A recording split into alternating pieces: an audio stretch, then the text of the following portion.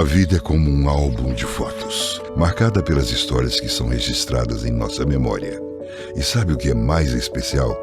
Pensar que a essência de todos esses momentos é simplesmente o cuidado.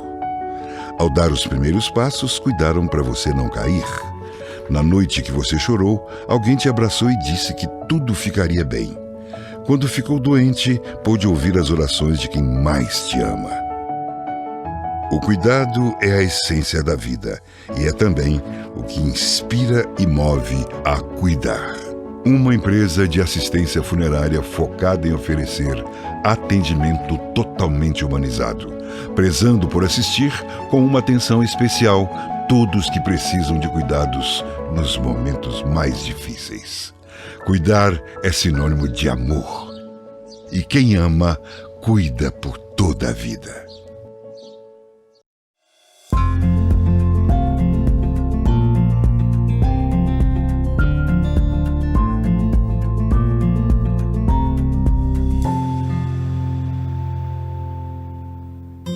Adormeci, não sei se sonhei.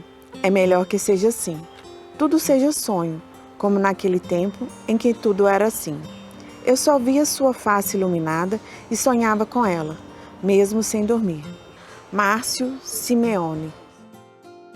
Oi, minhas flores! Eu sou a tia Margarida. Nossos convidados de hoje são dois queridos, um casal fofo que a gente adora acompanhar nas redes sociais. Eles são pais adotivos do Adrian.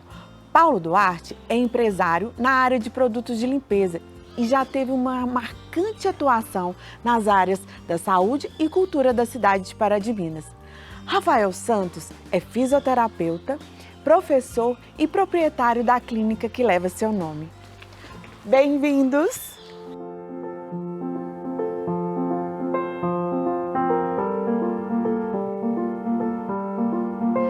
Fiquei muito feliz em ter vocês comigo.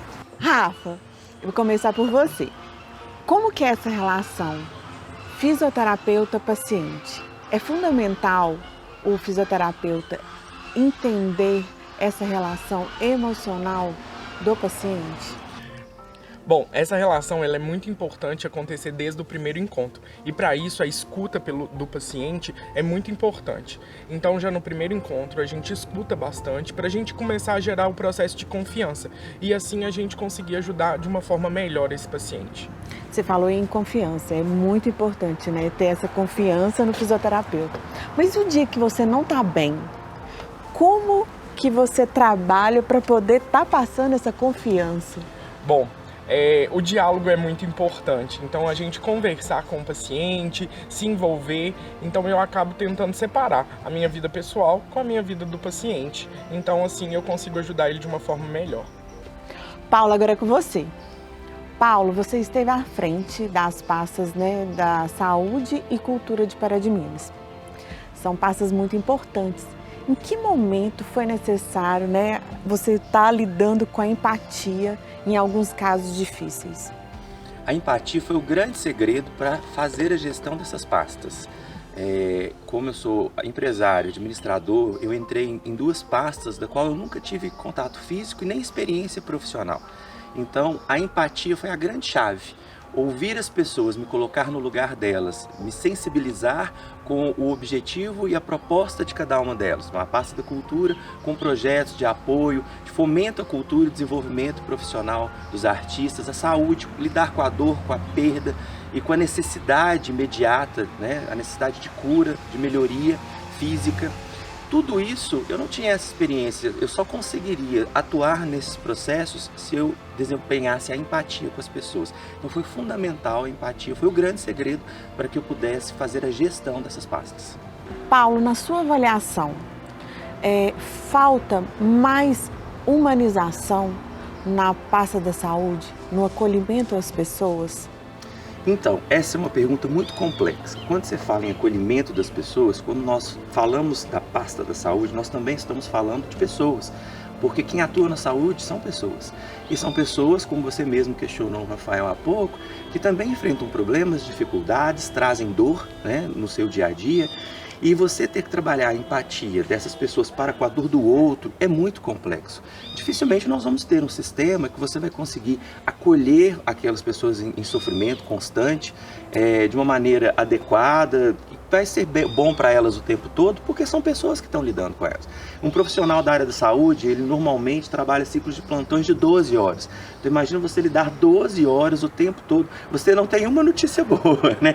Você tem notícia boa no resultado da ação que você teve com aquele paciente. Mas você só inicia um processo com alguma pessoa dentro da dor, do sofrimento do outro. Então é muito complexo. Hoje, quando se fala essa pergunta, é necessário trabalhar para ter mais empatia, acolher melhor as pessoas? Hoje nós estamos precisando acolher os profissionais de saúde em primeiro lugar, para que eles tenham capacidade emocional de acolher os outros. Principalmente depois de uma pandemia, né? Que todos ficaram muito abalados, né? Foi um período muito difícil. Para todos, né? E nenhum profissional de saúde, e eu acho que todos nós estudamos em algum momento a questão da pandemia, né? Isso é um fato histórico, mas jamais idealizado que poderíamos vivenciar novamente. Então, ninguém estava preparado para isso, nem os profissionais que já haviam estudado sobre pandemia, né?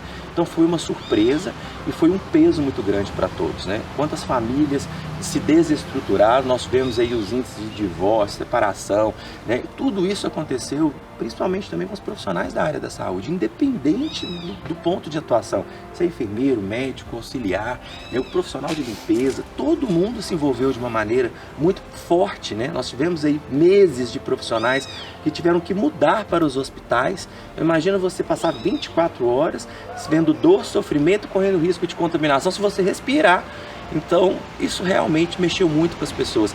Alguns programas foram lançados, inclusive, para fazer um trabalho específico com a saúde do trabalhador, a saúde mental do trabalhador da área da saúde. Mas isso é muito pouco, né? Porque a dor é constante, o sofrimento das pessoas é constante, a saúde não para.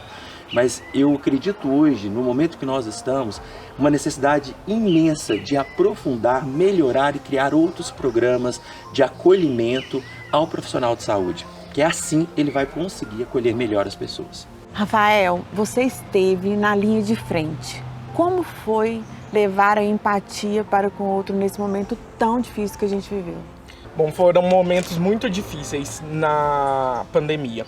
Eu estive na linha de frente, por várias vezes me peguei chorando dentro de banheiro, dentro do corredor do hospital, por ver a perda, por ver vários ciclos se encerrando naquele momento. E desenvolver a empatia foi muito necessário naquele momento. E por várias vezes eu tive que buscar isso dentro de mim mesmo, sozinho, tentando conversar comigo mesmo, porque não dava tempo de procurar outro profissional, de procurar ajuda, porque eu precisava estar ali naquele momento e ajudar aquelas famílias. Como disse o Paulo, foram vários plantões de 24, 36 horas, e nesse momento foi muito difícil. E para isso eu tive que trabalhar comigo mesmo, o meu emocional, para conseguir lidar e ajudar cada dia mais essas famílias. Uma curiosidade, como que você se agarrou? Se agarrou em que, espiritualmente falando? Olha, eu sou muito católico e eu sempre pedia muito a Deus, a São Francisco, que eu sou devoto, para me ajudar naquele momento e ter força para conseguir ajudar aqueles que estavam precisando. O medo não deixou de existir. Várias vezes eu tive medo de contaminar o Paulo, mas isso eu sempre pedia a Deus e rezava e pedia a Deus me dê força para me conseguir ajudar essas famílias. Você viu um momento que eu não esqueço, no início da pandemia, quando o Rafa precisava fazer os plantões e ainda o protocolo estava sendo elaborado, foi quando a gente teve que fazer uma separação física dentro de casa. Nós morávamos num apartamento, então, ou seja, é um espaço mais reduzido, né? E você ter a pessoa do seu dia, a rotina de dentro de casa afetada, de chegar, ir para o seu quarto, usar a suíte sozinha para ele, porque você não poderia entrar lá mais, separar as roupas, desinfetar para lavar separado, porque não podia ter contato com a casa. E a gente ainda não vivia a experiência de ter uma criança dentro de casa, como é a situação hoje, né? Ou seja, que o cuidado teria que ser ainda redobrado. E isso é muito marcante para mim, porque o lugar mais seguro do mundo para mim Sua é a minha casa. casa, né? É o nosso espaço, é o nosso eixo é a nossa casa. E a gente chegar ali no nosso eixo, dividir ele para que a gente pudesse continuar vivendo juntos. Então eu não esqueço nunca disso, de ver que como a gente tinha que separar tudo dentro. Você está fazendo uma separação de alguém que você não quer separar, né? Você não está escolhendo aquilo, mas pelo bem de um do outro você separa. E imagino que isso fez na família de todos nós brasileiros, né? De todo mundo que viveu essa situação. Agora uma pergunta para vocês dois. Em que área da sociedade ela precisa de mais empatia? Tá difícil escolher uma área hoje. Eu acho que todos nós vivemos num mundo capitalista, né? Então o que vem na frente é o ganho. E isso, muitas das vezes, quando se remete até na área da saúde, a saúde também é um sistema financeiro, né? E ele precisa girar, ele precisa ser autossustentável, ele demanda muitos recursos e é uma área de muita oportunidade e que traz muito retorno financeiro às pessoas. Então, é muito difícil você falar assim, hoje, qual área precisa de mais empatia? Nós precisamos de empatia em todas as áreas, porque nós vivemos numa sociedade e o capitalismo, infelizmente, essa regra dele, que um ganha, o outro perde, que muitas das vezes colocam pessoas em situações difíceis, precisa que a gente tenha empatia e olhe mais para o outro e que veja a necessidade do outro, veja a falta de oportunidade do outro. Isso em diversas áreas, é na saúde, na educação, é no socialismo dele com outras pessoas. O ser humano precisa de ser mais empático. A pandemia, infelizmente, tornou as pessoas mais agressivas. Hoje as pessoas estão imediatistas e mais agressivas, né? As pessoas estão intolerantes. E não Elas era estão para muito ser, intolerantes. E deveria ser o contrário. A pandemia, ela colocou todos nós em risco, né? Mostrou pra gente que nós não somos nada e podemos encerrar nosso ciclo de vida rapidamente. E as pessoas se tornaram mais intolerantes e menos empáticas. Foi o contrário, né? A área da saúde é uma área que exige, sim, empatia, mas eu vejo que isso também que o Paulo acabou de falar, que a necessidade da empatia é em todo momento, é com toda situação, é se colocar no lugar do outro o tempo todo. Eu acho que isso é necessário, não é somente numa área mesmo, em todas as áreas, é se colocar, é escutar o outro e pensar o que você poderia estar passando se você estivesse do outro lado. Eu fico imaginando assim, eu vivenciei muito isso, mas do outro lado, né? Mas eu percebo que a finitude, as pessoas não lembram da palavra que a gente é finito, né? E a gente tem que lembrar que a gente tem que ter essa empatia com o outro, pra a gente, a cada segundo, 2 segundos depois a gente pode morrer. A gente não sabe o nosso dia de amanhã.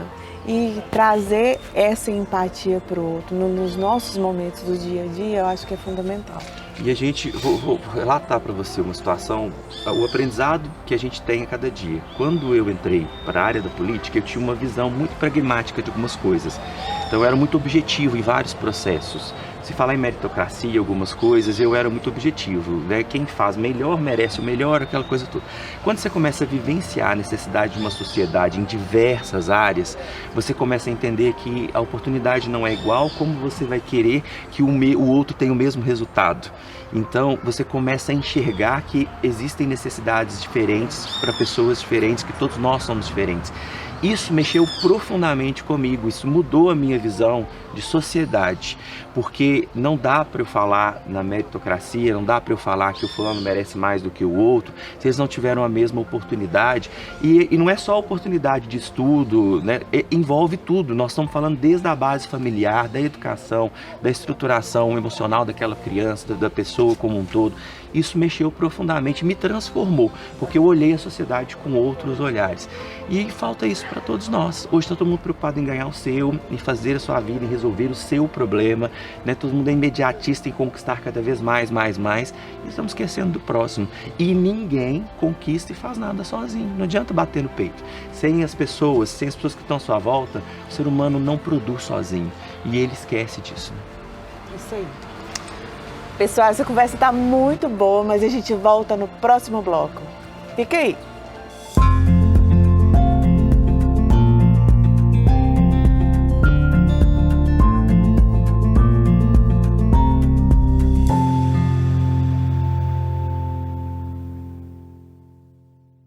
A vida é como um álbum de fotos, marcada pelas histórias que são registradas em nossa memória. E sabe o que é mais especial? Pensar que a essência de todos esses momentos é simplesmente o cuidado. Ao dar os primeiros passos, cuidaram para você não cair.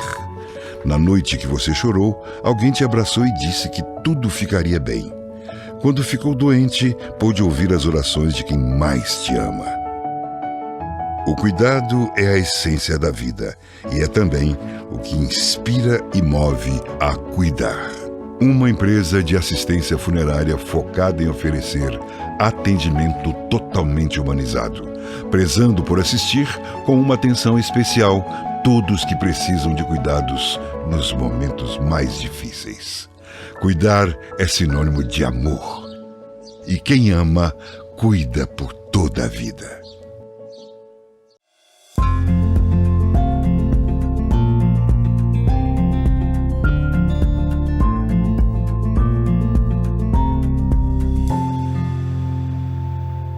Voltamos, pessoal, com um convidado muito especial. Bem-vindo, Adrian. Outra Margarida. Lindeza. Oi. Oi. Ai, vou fazer uma pergunta para vocês. Em que momento vocês perceberam que queria adotar uma criança? E o que é a adoção?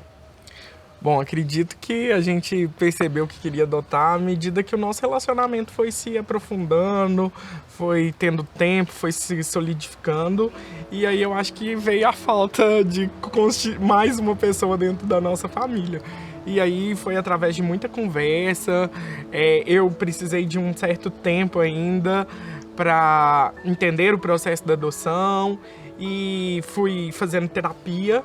Através da terapia me ajudou bastante a entender esse processo e entrar nele com tudo para ser o pai que eu sou hoje.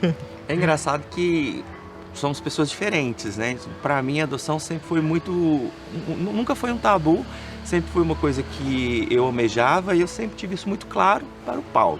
E para o Rafael, não. Então, nós precisamos respeitar o momento um do outro e isso foi construído junto. Então, esse assunto é um assunto de muitos anos, a gente fala disso há mais de 4 anos. E esse assunto, sim, não, ok. Então, houve um respeito ao tempo um do outro, né? E aí, quando o Rafa se sentiu preparado, a iniciativa veio dele, né? Eu já nem esperava isso tão prontamente, ele falou, vamos iniciar o processo. Então, esse respeito foi fundamental para a gente conseguir estar aqui hoje. E o que é adoção para nós? Hoje, esse termo também se modificou, né? No início, quando a gente falava em adoção, nós tínhamos uma definição que é muito coletiva hoje, que é um ato de caridade, que é um ato de bondade, que é um ato de coragem. E hoje, vivenciando, né, a adoção, o meu entendimento muda, né? Hoje me incomoda quando as pessoas vêm dizer isso, né? Parabéns, você fez um ato caridoso. Não, nós não fizemos isso. Porque o que é adoção hoje para a gente quando você vive ela? A adoção é a constituição de uma família, da mesma forma que se constitui uma família biológica. Você escolheu constituir a sua família através da adoção ou biologicamente, não muda nada. Então você não está fazendo nada de diferente, né? E o maior bem é para nós, que estamos ampliando e solidificando a nossa família. Então, os maiores beneficiários desse processo somos nós mesmos, que crescemos como seres humanos e como família. Então, isso mudou essa concepção do que é a adoção. Então, a adoção hoje, para mim, é claro, o ato de construir uma família, a forma que eu escolhi de construir a minha família. Nada mais do que isso. Gente, essa conversa tá muito boa, mas infelizmente nós temos que terminar.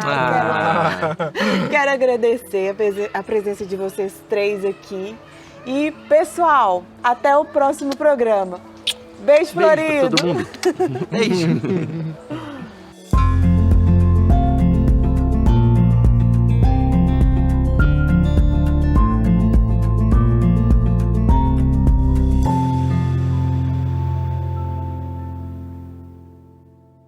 A vida é como um álbum de fotos, marcada pelas histórias que são registradas em nossa memória. E sabe o que é mais especial? Pensar que a essência de todos esses momentos é simplesmente o cuidado. Ao dar os primeiros passos, cuidaram para você não cair. Na noite que você chorou, alguém te abraçou e disse que tudo ficaria bem. Quando ficou doente, pôde ouvir as orações de quem mais te ama. O cuidado é a essência da vida e é também o que inspira e move a cuidar. Uma empresa de assistência funerária focada em oferecer atendimento totalmente humanizado, prezando por assistir com uma atenção especial todos que precisam de cuidados nos momentos mais difíceis. Cuidar é sinônimo de amor. E quem ama, cuida por toda a vida.